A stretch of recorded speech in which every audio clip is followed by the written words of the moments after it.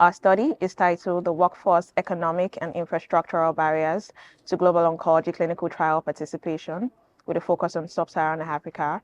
And what brought this study is the fact that sub-Saharan Africa has a really growing oncology burden.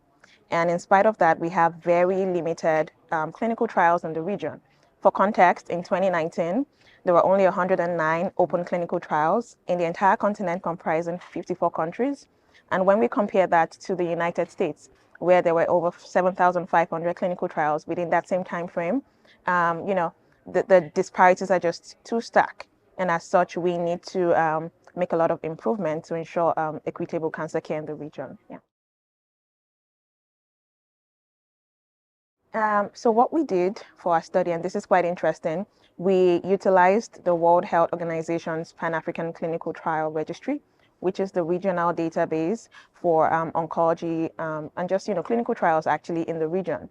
And we were able to extract information for 151 oncology trials across 255 sites in the region. And we also, at the same time, we performed a literature review of oncologists' distribution in the region as well. And we wanted to basically extract all of that information to find out what trials were currently available and what support was available to help those trials scale in the region. So this is what we found. We found that most of the trials were concentrated in 3 countries: Egypt, Kenya, and Nigeria. They hosted most of the trials. For Egypt, hosted about 46% of trials, Kenya hosted 18% of trials, and Nigeria hosted 11% of trials.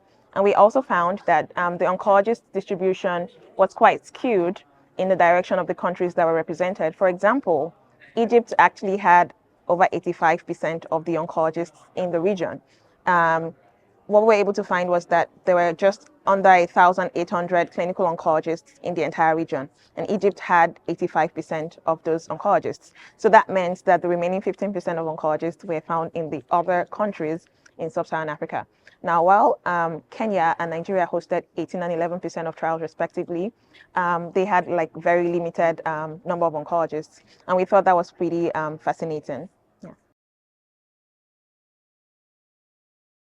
We hope that our data is able to provide a roadmap for policymakers to focus on like actual strategic investments and ensure that countries that need the most, cancer care can actually get them.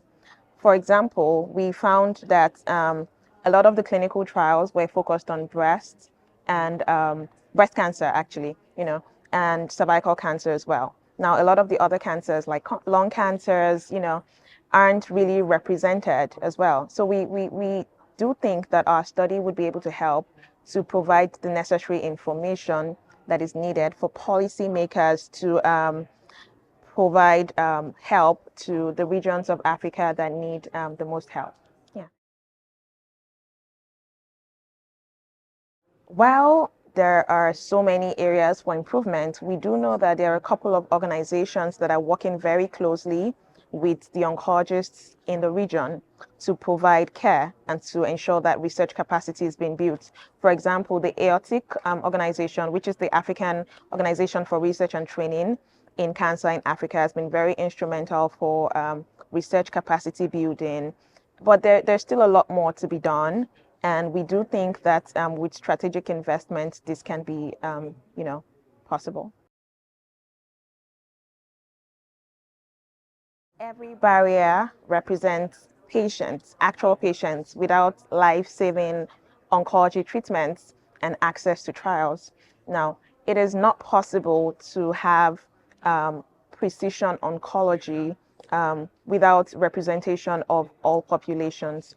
And so because we know that the Pan-African genome is very important in ensuring that we have adequate precision oncology, we definitely need to have like proper representation and strategic investment for the region.